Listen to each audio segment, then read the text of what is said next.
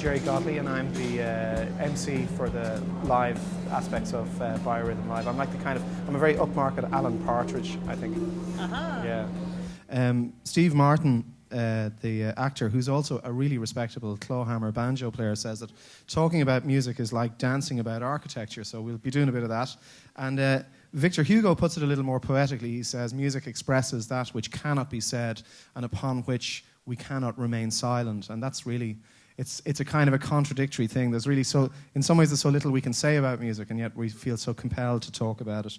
We're doing 3 live events in the cycle, rhythm, emotion, and voice. And tonight we're looking at emotion, and in some ways it's kind of everybody's outside their comfort zone, I think, with this one, because in a way this is the most challenging and the most problematic, because it's the one where the sort of the aesthetic considerations of the music will really kind of rub up against the scientific considerations that we're looking at. But that's the whole point in the series, I think.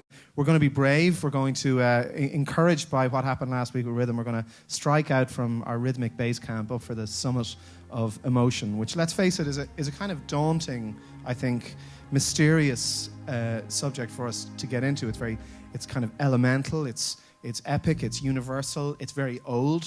There's a school of thought that says that our music making predates human speech. It's a very deep thing with us. I do forgive thy robbery,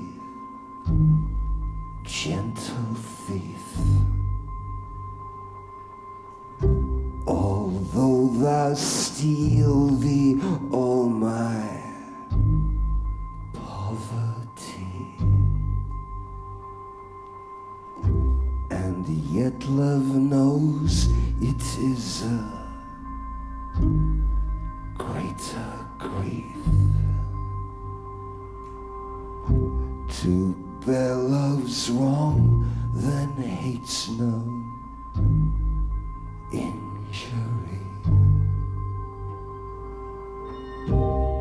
Lascivious grace in whom all ill will show. Tell me about the responses that both of you are trying to elicit from us with these. I was approached by Gavin Friday, the English composer, and he was commissioned to put the sonnets of Shakespeare to music. I was given free rein just to pick my favourite sonnet and put it to music. He wanted minimal because it was like a 6-piece ensemble that would be played in. And so I basically, it was like going back to school when you pick up Shakespeare. And it took like probably a week to understand some of the sonnets.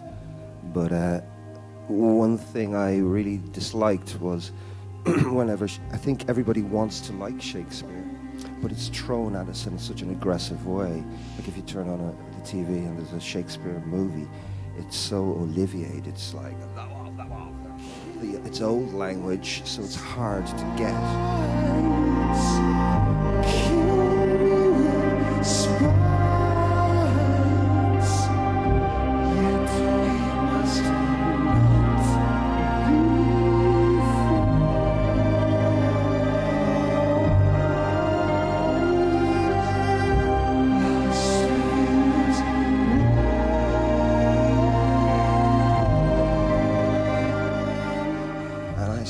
Slow the thing down. Let's hear the words. And everybody wants to like and listen to Shakespeare, but we're so lazy and everything's so fast, so we don't read as much. And music for me was this glue to make Shakespeare more tangible and then slow him down. And then I sussed out, well, I love sonnets, so why scream? Why shout? And we do have microphones now. So that was sort of the parameters I worked on.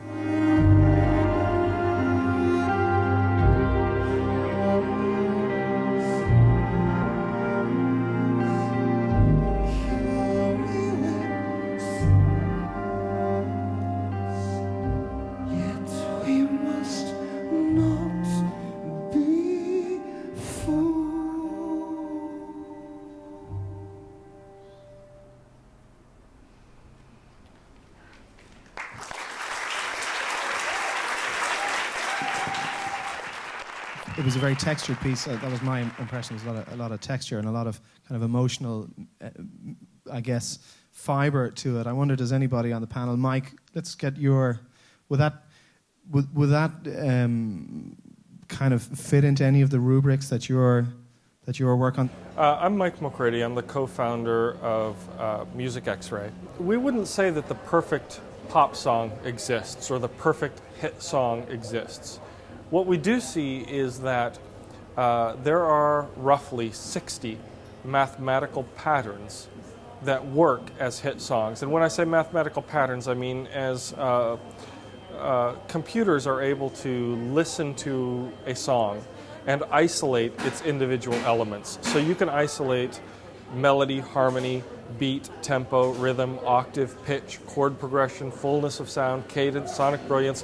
There are about 70 of these features in a song that you can isolate. And how these features merge together in any one song is what we would call a pattern. So we have seen that there are about 60 different patterns that work in terms of a pop song that's pleasing to a mass audience. Could that song be a hit song? I'd say no.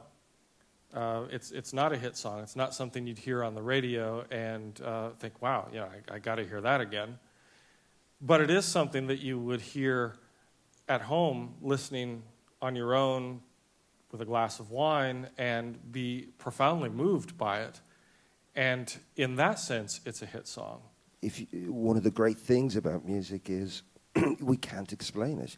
You put on Mahler's Fifth Symphony in this room now and something will change. You put on the Sex Pistols or the Beatles or put on sort of Charlie Mingus jazz, and each one of those things will change the mood of everyone in the room, and that's magic. And if we overanalyze it, we may fuck it up.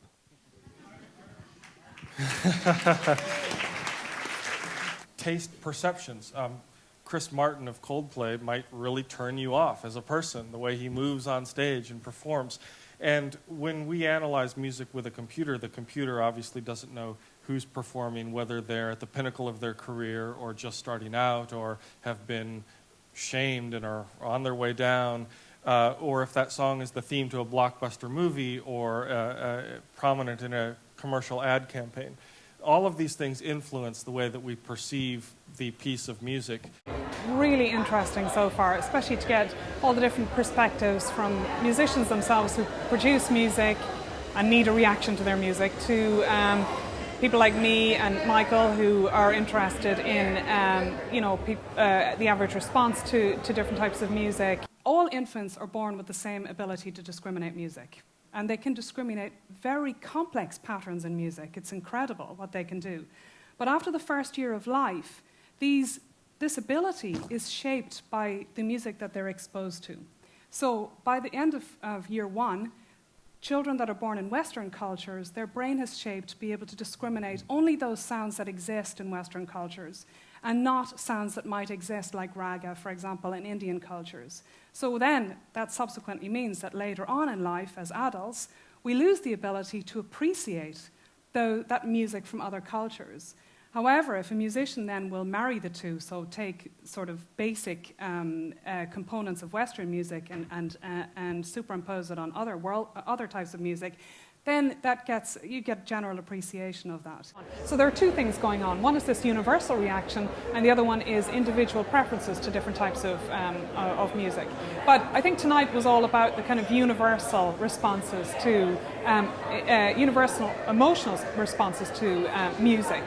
All of the crowd reacted in exactly the same way to the first musical piece that was played today. Most of us probably found it very moving and very powerful, and it probably evoked very strong emotions in us. On the one hand, our brain is structured in such a way that our genes determine its structure. So the macro structure of all our brains is very similar. So we have the same emotional centers, we have the same music center, we have the same areas of the brain that encode sensory information and process it. And that's on a very macro structure. So you'll get the type of signature patterns that Mike was talking about will evoke the same type of emotional responses in all of us. I'm sure we all share the same reaction to that piece of music. But some people hear Coldplay and they think it's fantastic. Right. Others vomit. But then on top of that then, so on top of that then is our personal experience.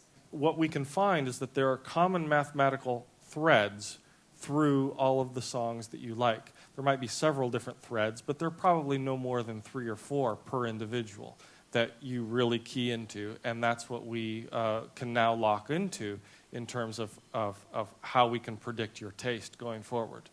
Ladies and gentlemen and otherwise, what is the most valuable thing in the world? The biggest door opener, the biggest wallet opener, the biggest leg opener. It's a 4-letter word. It begins with F. F-A-M-E. Fame. You can't measure it. You can't say, she's got 3 yards of fame, or give me 4 ounces of fame. Like style and sex appeal, fame is in the eye of the beholder. It's ethereal. It doesn't really exist. The biggest, most valuable, most sought-after thing in the world doesn't exist. Fame. It's kind of scary sitting here because, I feel like some sort of ignoramus knocking on the doors of knowledge and being refused entrance, because I do believe I understand a lot of this, but I don't necessarily understand it as cerebrally as people here do. I understand it more from heart and soul and to use that word, emotion, rather than the mathematics of it. It seems to me that we listen to music largely for 2 reasons. Some people listen to music for the comfort and familiarity and nostalgia of things that they know from the past. Other people listen to music for the danger and excitement and lunacy of possibly hearing something you've never heard before that's completely going to turn you upside down and recreate you. And the whole purpose of music, it only works if it's real. What does real mean? Real means that it has some sort of emotion to you. It doesn't matter what you like. If it's Lady Gaga, or if it's Howlin' Wolf, or it's Hank Williams, or it's Frank Sinatra, or indeed if it's Gavin Friday, it doesn't matter. It's all subjective. But it has to have some sort of emotive power. Otherwise, it doesn't exist. It's just waffle and piffle. It's like muzak. Did you ever hear such a horrible word? Did you ever hear such a horrible thing? For my sins many years ago, I used to work with this band called Led Zeppelin. If one of you might have heard of them. And the keyboard player, bass player, John Paul Jones, used to carry this industrial magnet with him. And when the moment was right, he would summon the road crew, and they would wheel out this huge contraption, and they'd turn it on, and it would wipe out in the hotel all the music that they were going to put into a machine. And then subsequently, you'd have all these people in the lifts. Well, now one calls them an elevator. It's conditioning. In the lifts, unscrewing these things, trying to find out where the speakers were wrong. Well, darling, it's all wiped. Forget about it. Let's start again. Let's put on something fucking decent, you know.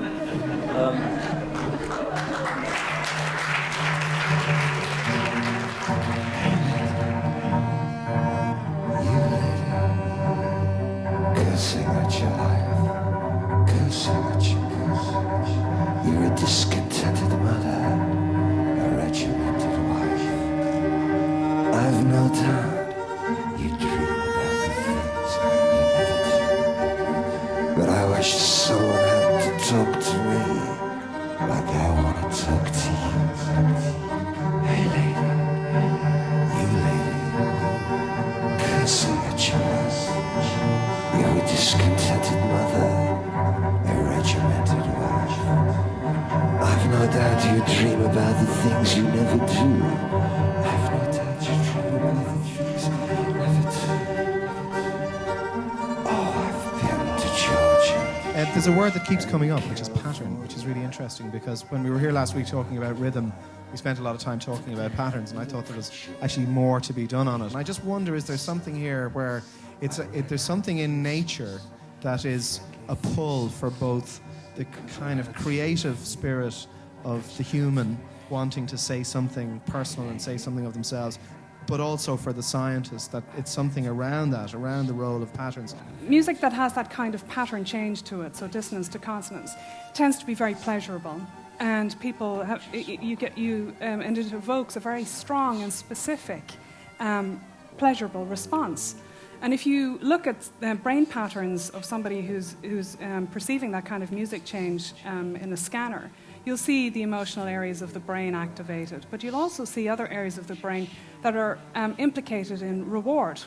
So there's an area in the brain called the striatum, and that area is also activated to other biological rewarding stimuli that are more fundamental to life and survival, such as sex and food, and incidentally, drugs.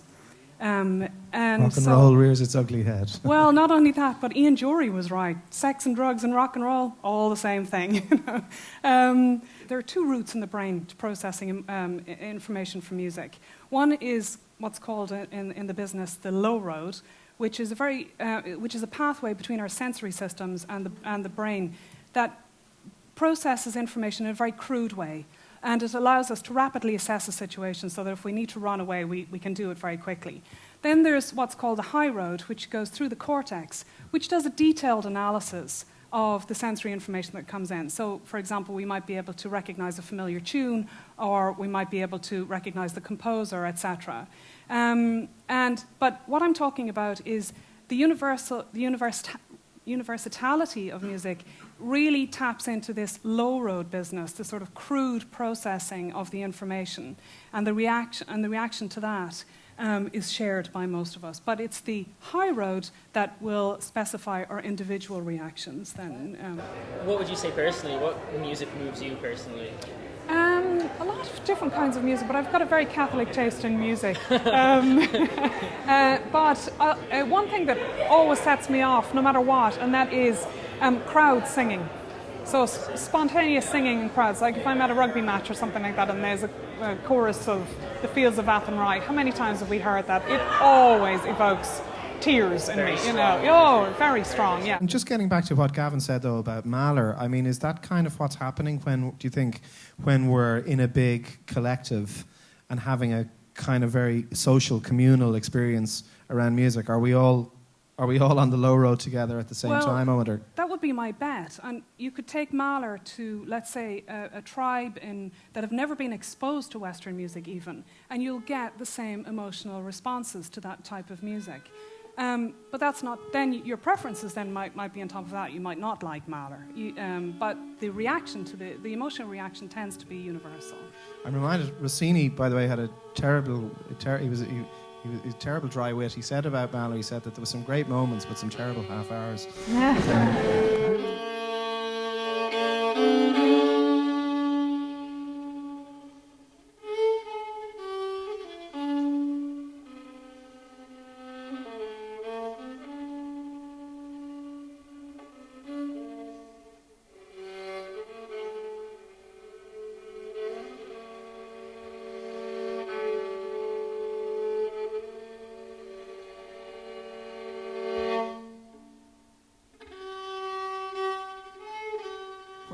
Where are you when you're playing? Or can you describe that place, do you think? Or Yeah, I can.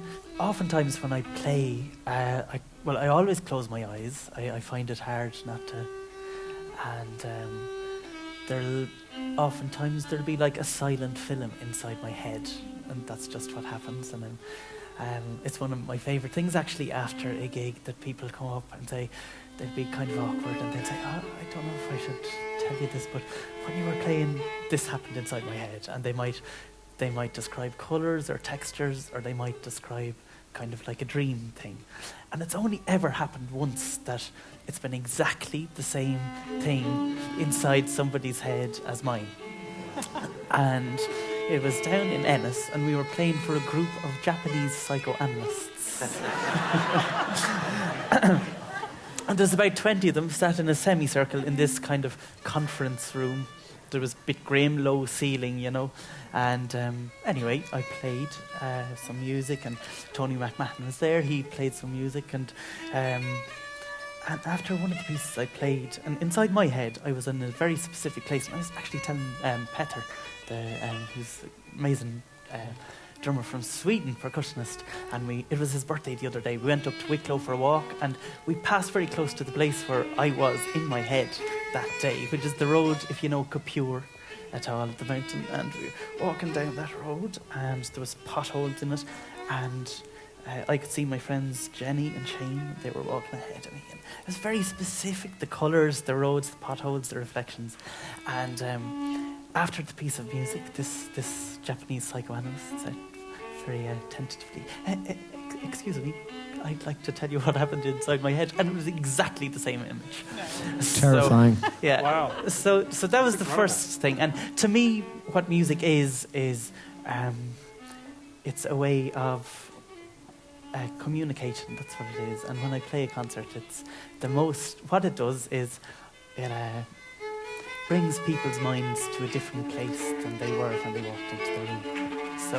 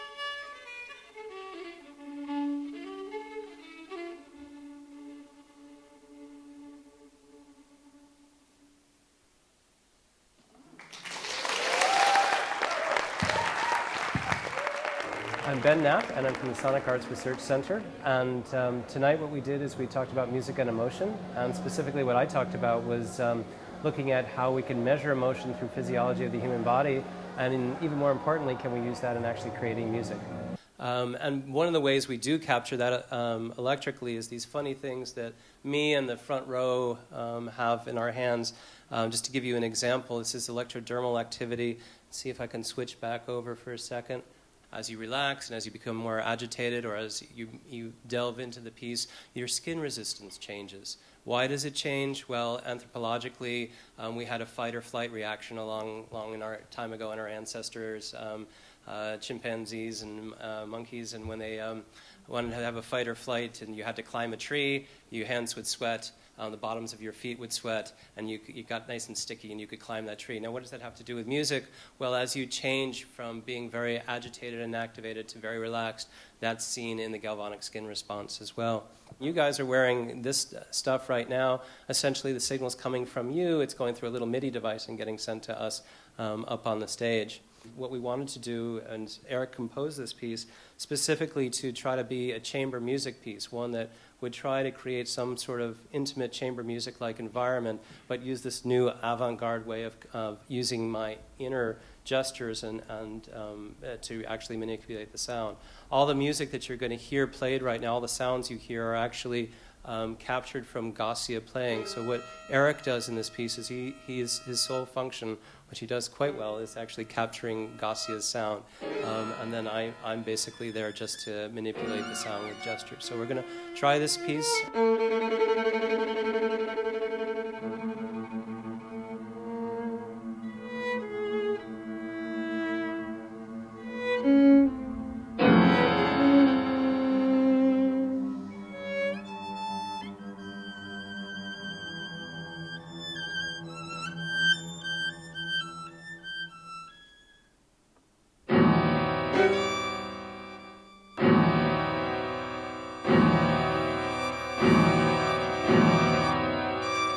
You guys and I are going to act as a team a little bit. First, I'm up, just to kind of break the ice. My emotional state will control the playback speed, and this will all make more sense as the piece is played. Then your emotional state, Gossi's going to be playing, and your emotional state is actually going to control the harmonization of what she is playing.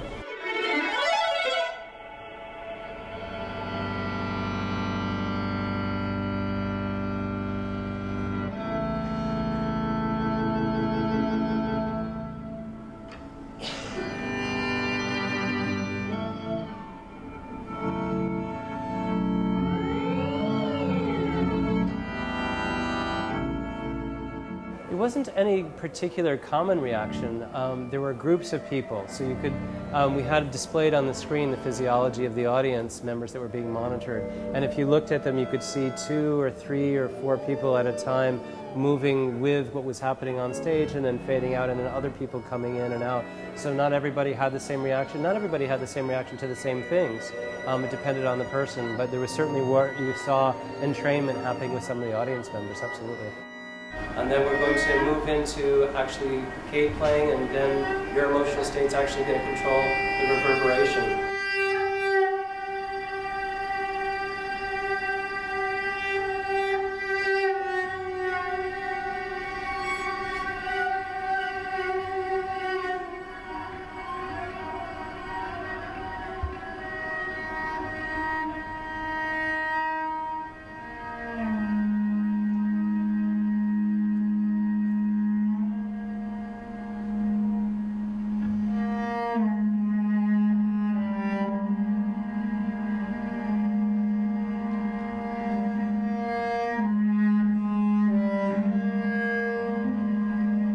There are absolutely typical reactions that one would have. So when Kate Ellis, the cellist, played this slow legato sounds, you expect everybody to kind of go, ah, and everybody did, and you could see that in the face, but also in the physiology that was happening at the same time. So, and that's the classic slow legato, low notes is that sad, melancholy thing, whereas the bright, high-pitched staccato notes are the happy thing.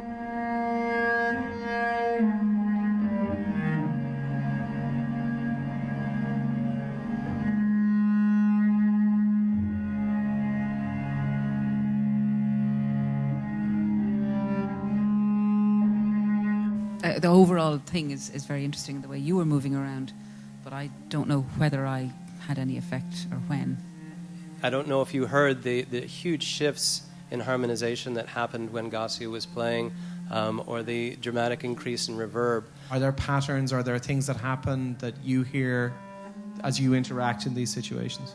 I've found in different contexts, sometimes when we do an interactive, audience interactive piece, it could be, for example, something where the note isn't changing at all that I'm playing, except there might be slight variations in timbre, just like a slight bowing shift or something like that, and you can hear a massive response. And then you can, that makes you, it creates like a bigger feedback loop. So I guess what I'm saying is there's the feedback that you have within interaction that is audible in this case, you know, and so that's, it's not necessarily a pattern, but that's something that I listen for. This is as close as I could see to a kind of musical conversation as I've ever seen before, and that's really interesting. And the fact that you were slightly frustrated as to not see your own personal feedback would be like would be the same as being involved in a conversation and not getting anybody reacting to what you're saying, even though you'd have something very important to say, you know. And so I thought that was a very nice parallel to that. And so what you might be tapping into is those kinds of social pleasures that we get from interacting with each other, but using music to kind of evoke those kind of things. You know, hubble, bubble, toil and trouble. I think music is magic. We can analyze magic a little bit, but can we really get down to the root of it? No, because otherwise it wouldn't be magic. At school, we were conspicuously not taught about two things that are awfully important. One is money, very important shit, particularly if you need more. And all of us, right? As Iggy said, I need more. And then the other thing was emotions. We were never taught about emotions. We were never taught about what does it mean to feel sad? What does it mean to feel happy? How can we harness these emotions? How can we steer them? What's the benefit? What's the downside? Not a fucking dicky bird about it, right? Now we hear emotions in music, which, as I say, is everywhere. And it's a blessing, and we're jolly lucky, and we're jolly lucky to have all the different choices. And if you like MP3s, that's fine as well, because it's whatever you want is fine. The main thing is don't kill anyone and just happy music.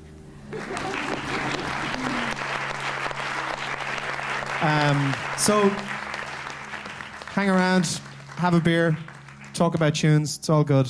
From everybody here at the Science Gallery, thanks a lot and good night.